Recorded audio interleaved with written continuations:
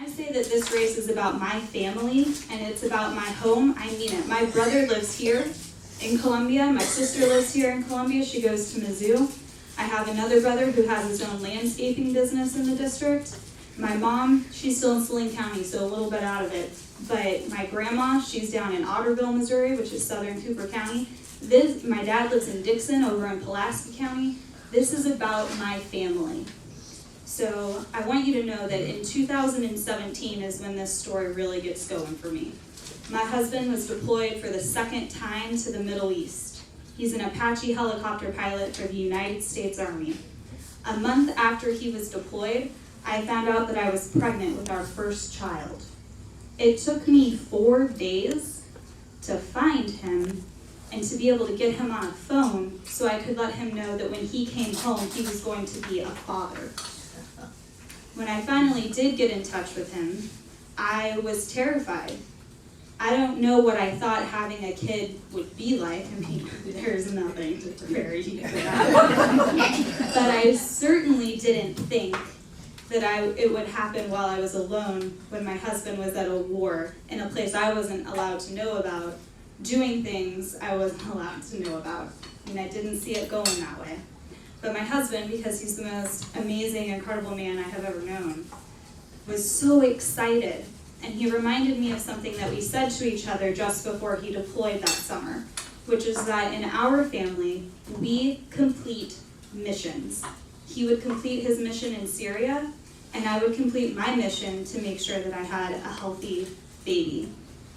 Now, about 4 months after that, I found out that my husband had been deployed to a new forward location in Syria, a more dangerous location, a more remote location that made it difficult for his unit to maintain a regular supply chain.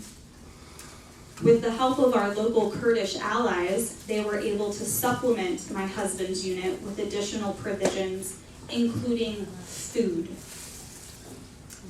What a lot of people don't realize about our relationship with the Kurds is that the SDF, they are an incredible fighting force.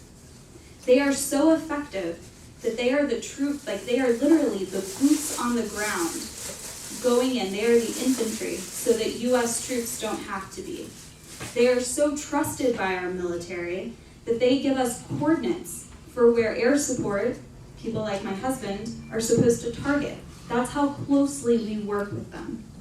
And because they were so effective, instead of my husband having a 9 or 10 month deployment, he only had a 7-month deployment, which meant he actually got to be home for the birth of our son. Oh, good. Yeah. So after our son was born, I went back to work. My profession is that of an attorney. I mentioned I grew up in Saline County. We didn't have a lot. We used to go into the local grocery store and my mom would tell me to go find the special food, which was anything that had a WIC yellow label on it. I really thought that was special food. It wasn't until I was in college I realized we were broke. Yeah, that's a true story. I went through kindergarten, high school, Marshall Public Schools. I'm a proud public school girl.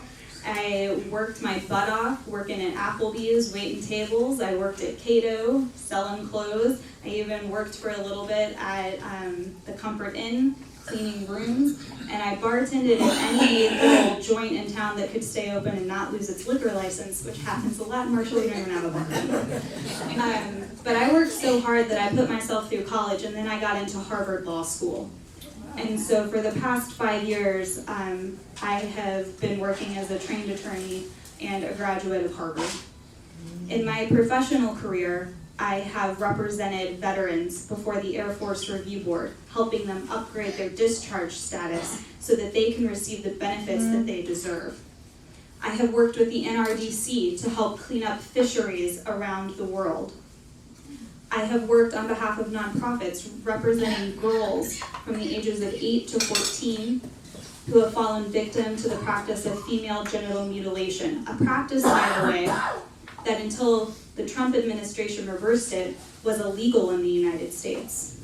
They have backed away from that prohibition.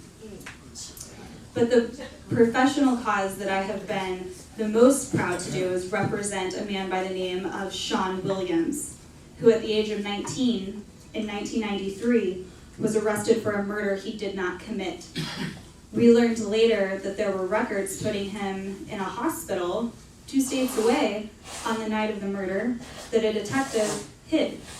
That the sole eyewitness in the case was threatened by this detective that she would lose her children unless she testified the way the detective told her.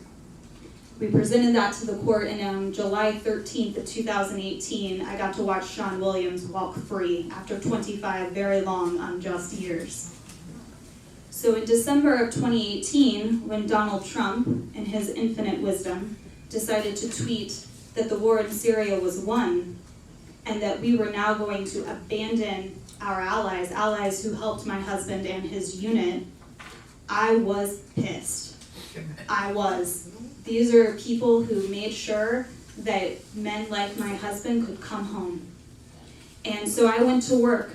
I used every hard work ethic I ever learned up in Saline County and every bit of education I learned over at Harvard, and I decided that I was going to try and let people know that we have to honor our allegiances. And so I reached out to Vicky Hartzler. I contacted her office, I shared our deeply personal story with her, and I did not get a phone call back from her office. I did not get an email back from her office. I didn't get so much as a form letter from her office. And military families deserve better than that. My husband is about to go off on his 3rd deployment. That will take place this coming spring. And for the life of me, I cannot tell you what would incentivize a local ally to help his unit if, God forbid, they should fall behind lines like last time. I thought maybe I'd go to a town hall and share my views there. Vicky hasn't held one in 5 years. No, she does not. What she has had time to do, though, over this summer, where she could have been contacting me and other military families, is hold a $500 a plate defense contractor fundraiser in Washington, D.C. And so I decided that if she could not give me the time of day, that was fine. I will just take her job. And so I have decided to run for Congress. And if I'm elected, I will be the very first active duty military spouse to ever have a seat in Congress. There has never been an active duty spouse in Congress, which blew my mind when I first heard it, because we are in the middle of the longest war this country's ever had, and active duty families lack representation. That should not be the case. And 24 hours after I announced my candidacy, I got an email. I did. Vicky's office wanted to call to apologize. So I spent 40 minutes with them on the phone, and they told me how sorry they were that my family fell through the cracks. Yeah, that really happened. 4 days after I announced, Donald Trump did what we knew he was going to do 10 months ago. And 10 months ago, people like Vicky had the power to prohibit that. But she didn't. And now the very base where I told my husband he was going to be a father had the American flag replaced with a Russian flag. The base was handed over to Russia, and then we flew in 2 F-15s to blow it up because we were afraid Turkey would get the leftover American ammunition inside. In recent weeks, Vicky has issued press releases and voted to condemn Trump for his actions in Syria. It's the first time she has broken with him. I wonder why that might be. After she stormed the skiff, the Kansas City Star wrote 2 separate articles saying that my candidacy and my campaign made this race competitive for the first time since Ike Skelton ran. We are going to win this seat. We are going to win this seat. There are going to be people who tell you it's too hard, that people aren't ready to vote Democrat, that it's too gerrymandered, that it's too red. It doesn't matter, because you know what? People in this district care more about our troops, they care more about our national security, and they care more about what's right than partisanship. And that's all Vicky's been able to give us for 10 years. So we're going to win this.